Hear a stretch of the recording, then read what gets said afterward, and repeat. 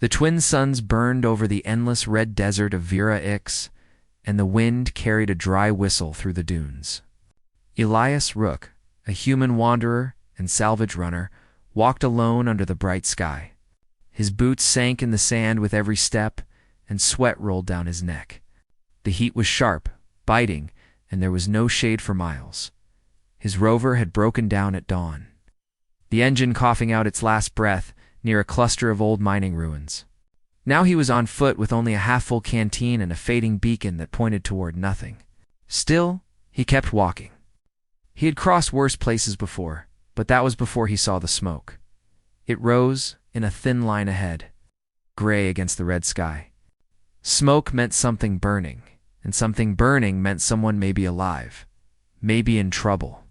Elias stopped for a moment and squinted through the glare. His heart beat a little faster. He wiped his face and started walking toward it. As he came closer, the shape of a wrecked ship appeared small, silver, and unlike any human craft he had ever seen. Its smooth, curved metal gleamed faintly even under the sand and dust. Strange blue symbols glowed weakly along the side. Elias felt a chill. It was alien technology, and alien wrecks were rare on this side of space. He hesitated. Salvagers didn't mess with alien ships. They were usually more trouble than they were worth. But then he heard a sound, faint but clear. A voice. A cry. He froze. The sound came from inside the wreck. Elias ran toward it, pushing through the sand. The side hatch had been torn open by the crash. Inside, wires sparked and the air smelled like burnt metal. He climbed through the hole, covering his mouth against the smoke. The small cabin was in ruins, full of crushed panels and scattered shards of glass, and then he saw her. She lay half buried under a fallen piece of hull.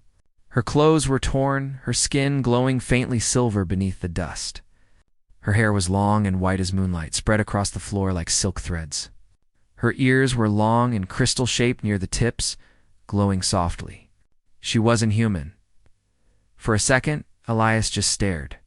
He had seen pictures of aliens before, grainy images, but never this close. She looked peaceful and fragile, almost like a statue carved from light. He knelt beside her and touched her shoulder carefully. "Hey, you alive?" Her eyelids trembled. She opened her eyes slowly, and they glowed the color of deep ocean blue. She looked at him with confusion and fear. Her lips parted, and she whispered one word in a shaky voice. "Help." Elias didn't think twice. He grabbed a metal rod and pushed the debris off her legs. "Hold on. I've got you." The moment he lifted her, the ship creaked dangerously. A spark flashed, and the smell of fuel filled the cabin. The fire was spreading. He didn't stop to check anything else.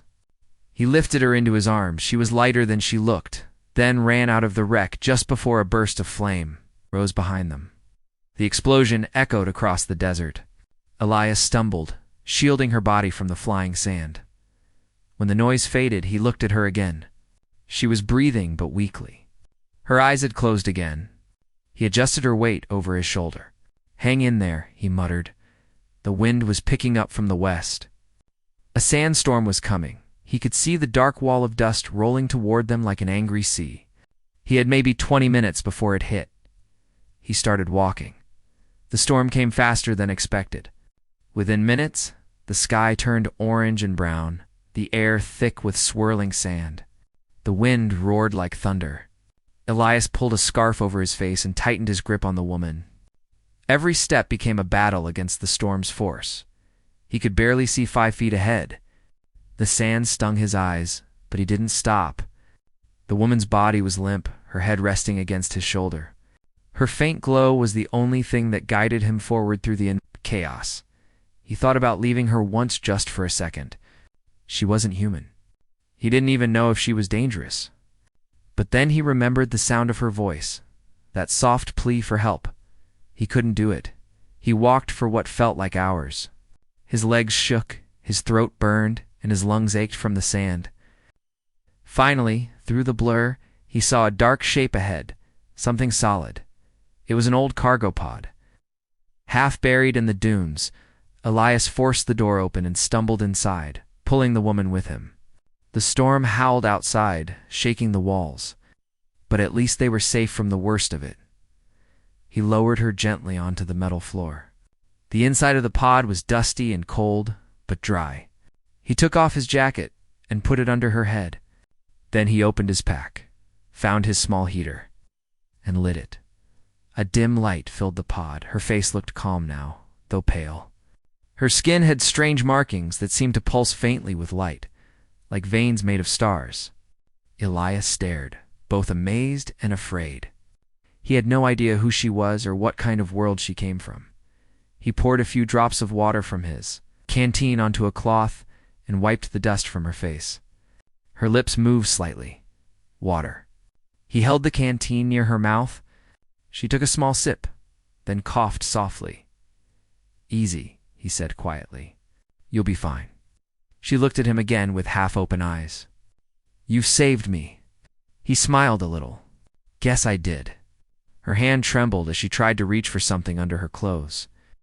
But then her eyes rolled back and she went still again. Elias sighed and leaned against the wall. The storm outside raged on, hammering against the pod. He sat there, watching her sleep, feeling the weight of exhaustion creep into his bones. He didn't even know her name. When the storm finally passed, the sun had set. The desert outside was quiet again, only the whisper of wind over sand. Elias woke with a stiff neck and dry mouth. He rubbed his eyes and turned toward her. She was awake. Sitting up, watching him, her blue eyes were glowing faintly in the darkness. "You are human," she said softly. Her accent was strange, her words slow but clear. "Last time I checked," he said, smiling weakly. "How you feeling?" "I am alive." She looked around the pod, her expression distant. "My ship, it is gone." "Completely," he said. "Crashed hard. You're lucky I found you." She nodded slowly. "Then I owe you." "You don't owe me anything," he said. "Just get better." She studied him quietly for a long time. "Most humans fear my kind," Elias shrugged. "Guess I'm not most humans." Her lips curved into a small, almost uncertain smile. "What's your name?" he asked. She hesitated. "Lyriel." He repeated it carefully. "Lyriel. Nice to meet you. And you?" "Elias." "Elias," she said softly, testing the sound of it. "You risked much for me." "Let's just say I was in the neighborhood," he said. For the first time, a small laugh escaped her. It was light and musical, almost like the ring of glass. They rested until dawn. Then Elias packed his things and checked his compass. "The nearest outpost's north," he said. "About 30 kilometers. If we start early, we can reach it by sunset." Lyriel stood, though her steps were still unsteady. "I can walk." "Stay close. The desert's not kind." They stepped out into the morning light. The dunes shimmered like waves of gold under the twin suns. Lyriel shielded her eyes, her silver hair catching the sunlight as they walked. Elias noticed how she moved graceful, silent, like she belonged to the sand itself. She didn't stumble once, even though he could barely keep his balance. "You sure you're okay?" he asked. "I will recover," she said. "My kind heal quickly." He raised an eyebrow. "Handy trick." She looked at him curiously. "You do not ask who I am," Elias smiled faintly. "Didn't think it mattered right now? We're both just trying to survive." "Ah!" She tilted her head, almost surprised by his answer. "Humans are strange," he laughed. "I get that a lot." They walked for hours. The heat grew unbearable, and Elias shared the last of his water with her. She tried to refuse, but he pressed it into her hand. "Take it," he said. "You need it more." She looked at him for a moment, then nodded. "You are kind. Don't get used to it," he joked. "I'm just trying to make sure we both live long enough to complain later." Again that small laugh escaped her, soft and bright. As the sun sank lower, the horizon turned orange and pink. They stopped near a large rock formation to rest. Elias lit a small fire from his pack. Lyriel sat across from him, watching the flames dance. "You said you were a salvage runner?" she asked quietly. "Why do you risk your life for old metal?" "Because it pays," he said. but it's something. She looked thoughtful. On my world, people like you are called gatherers of memory. You search for what was lost. He smiled. I like that better. She smiled back. Then you are a gatherer of memory, Elias Rook. For a while, they sat in silence, watching the stars appear. The galaxy stretched above them, endless and beautiful. Lyriel's eyes reflected the starlight like twin pools of sapphire. Elias finally asked, Where are you from, Lyriel? She looked up at the sky, far away. Beyond the crimson veil, my people once ruled many worlds, but now, we hide. Hide. She nodded. War took everything. We lost what we were. He didn't ask more. Her voice carried too much pain. Later that night, as Elias fell asleep beside the dying fire, Lyriel sat awake, her eyes fixed on the stars. She pulled out a small pendant from under her torn clothes. It was shaped like a crystal leaf, glowing faint blue. She whispered something in her own language. The pendant blinked once, sending a signal far beyond the sky. Then she hid it again and looked at Elias, who was sleeping soundly. A faint smile touched her lips. You do not know who I am, she whispered, but you will. She turned her gaze back to the stars, the same stars that hid her kingdom, her people, and her throne. Elias Rook woke first. The soft light fell across the sand, coloring everything gold. The fire had died during the night, leaving only thin trails of smoke. He stretched and rubbed his eyes, then looked toward Lyriel. She was already awake, standing a few feet away on the ridge. Her white hair caught the early light like silver fire. She looked calm, almost peaceful, but there was something heavy in her expression, as if she was thinking of things far away from this world. Morning, Elias said with a tired smile. Sleep all right? She turned and nodded. Yes. The air feels quiet today. He laughed softly. Quiet's good. Means nothing's trying to kill us. Lyriel smiled faintly. You find comfort in small things. Out here, small things are all we get, he said, picking up his pack. They started walking north again. The air was still cool, and their shadows stretched long behind them. For hours, they spoke little. The silence between them felt easy now, not awkward like they didn't need words to share the journey. But as the sun climbed higher, Lyriel began to slow. Her steps grew softer, her face distant. Elias noticed and stopped. You all right? I feel something, she whispered. Something near, Elias frowned. Like what? Before she could answer, a low rumble rolled through the sand. Dust lifted from the ground in waves. Elias turned toward the horizon and saw 3 bright lights moving fast across the sky. Ships. Not human ones. The ships drew closer, sleek, silver, shaped like blades slicing through the air. They circled above, scanning the desert below. Elias felt his stomach drop. Friends of yours? He asked. Lyriel didn't reply. Instead, she stepped forward, eyes fixed on the ships. Her voice was low. They come for me. Elias stared at her. You mean, they know you're alive? She nodded slowly. I sent a signal last night. He blinked, surprised. You, what? Why? I had to, she said softly. My people needed to know I survived. Elias looked back at the sky. You sure they're your people? Those ships don't look friendly. Her face turned grim. They are a Lindren Mai royal guard, but they may not know who stands beside me. Before he could ask more, one of the ships descended sharply, kicking up a storm of sand. The blast of air nearly knocked him over. When the dust cleared, 3 figures stood before them, tall, armored, and glowing faintly blue. Their faces were hidden behind smooth, glass-like helmets. One stepped forward and spoke in a deep voice that carried authority. Identify yourself human. Elias raised his hand slowly. Name's Elias. Just passing through. The soldier's gaze shifted to Lyriel. You are the queen? Lyriel lifted her chin. Yes. Instantly the soldiers dropped to one knee. Your Majesty, we thought you perished. Elias froze. His eyes widened. Wait, Queen. Lyriel looked at him, regret in her eyes. I wanted to tell you, but I feared you would see me differently. Queen of what? Elias asked, still stunned. Elindra, she said softly. An empire far from here. Elias looked at the soldiers, then back at her. You're serious? Oh. She nodded. The lead soldier stood again. Your Majesty, we must leave. The humans will soon detect our presence. Lyriel's eyes softened as she turned to Elias. Come with me. He blinked. What? You saved my life. You deserve safety. My world can give you that. Elias hesitated. I'm not exactly palace material. The soldier spoke coldly. He is human. He cannot silence, Lyriel said firmly. Her voice carried power now, the kind of strength that silenced even the wind. He comes with me. The soldiers bowed their heads.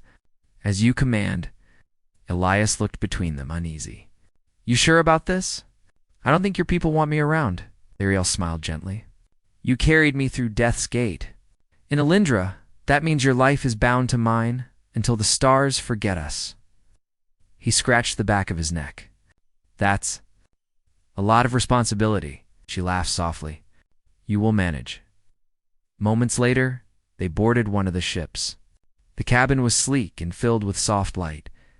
As they rose into the air, Elias looked down at the endless desert shrinking below. He had lived his whole life wandering dead worlds for scraps. Now, he was flying towards something greater than he could imagine. The journey through space was short but silent. Elias stared out the window, watching the stars streak by. Lyriel sat beside him, calm and regal once more, her eyes distant. You really are a queen, he said quietly.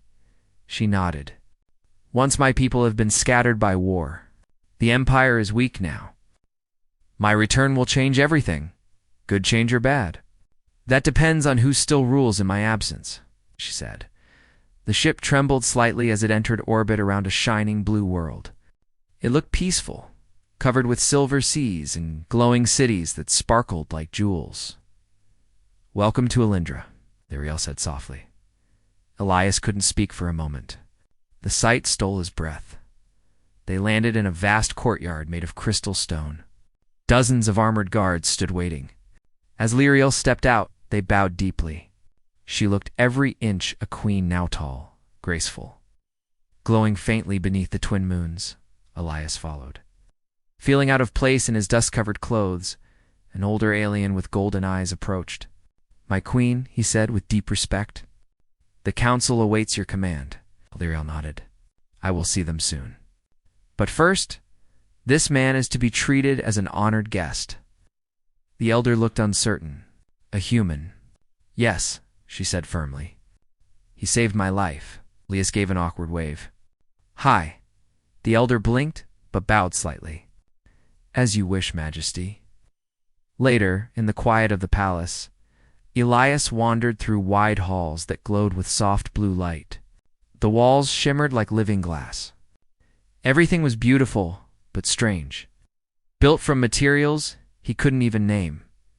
Lyriel joined him, dressed now in shining robes of white and silver. It feels strange to be home, she said quietly. I bet, he said. Looks like something out of a dream, she smiled faintly. It feels like one, too. They walked together through the garden, a field of glowing plants that moved gently like they breathed. The night sky above was full of 2 moons and 1,000 bright stars. Elias, she said softly. There is something I must tell you. He turned to her. What's wrong? When I sent that signal, I did not only call my guards. Others may have heard it, enemies of my crown. Enemies. Yes, the war that broke my people apart still burns. If they learn I live, they will come. Elias frowned. Then we'll fight them. She looked at him, surprised. You would fight for my world? He smiled slightly. I carried you through a storm. Can't stop now, can I? Her eyes softened. You are a strange human, Elias Rook. Been told that before. The next day, the palace echoed with tension. The council had gathered tall figures draped in glowing robes, their eyes sharp and cold. They questioned everything. Her rescue, the human by her side, and her right to rule after so long away. Elias stayed quiet near the wall, watching. The alien language sounded like music, full of rising tones and echoes. But even without understanding the words, he could see the hostility in their faces. Finally, Lyriel raised her voice. Enough. You doubt my return, but I stand before you because a human risked his life for mine. His courage shames those who abandon me. The hall fell silent. Even the counselors looked away. She turned toward Elias. This man, Elias Rook, will be my shield and advisor. Treat him as such. Elias blinked.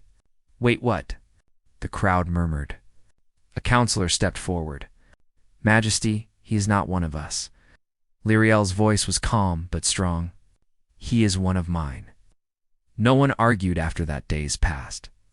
Elias learned quickly about the ways of Elindra, their floating gardens, their living crystals, their cities that hummed softly with energy. But he also learned about their fear. The Empire was breaking. Rival factions fought for power.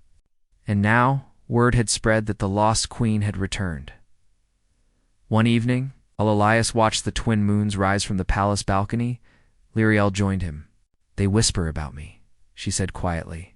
Some wish to follow, others to see me fall. He looked at her. What will you do? Stand, she said simply. I must remind them who I am. He nodded. Then you're going to need someone to watch your back. She smiled. That is why you are here. The first attack came at dawn. A trader ship broke through the defense grid and crashed near the palace gates. Blinding light filled the air as armored enemies poured out, firing energy bolts.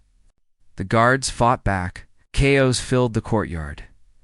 Elias grabbed a fallen guard's shield and ran toward Lyriel, who stood surrounded by her protectors.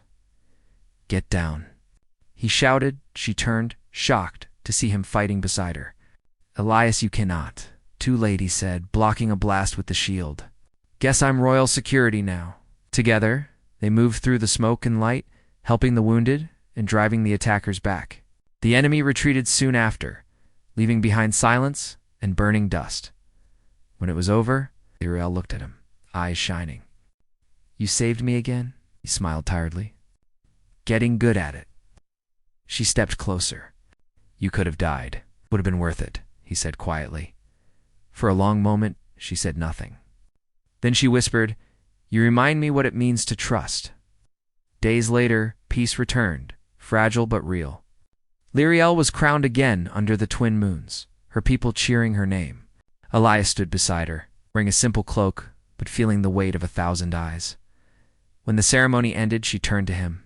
You brought me home, Elias Rook. What will you do now? He smiled faintly. I don't know. I was never much good at staying in one place. And stay here, she said softly. Not as a stranger, but as someone I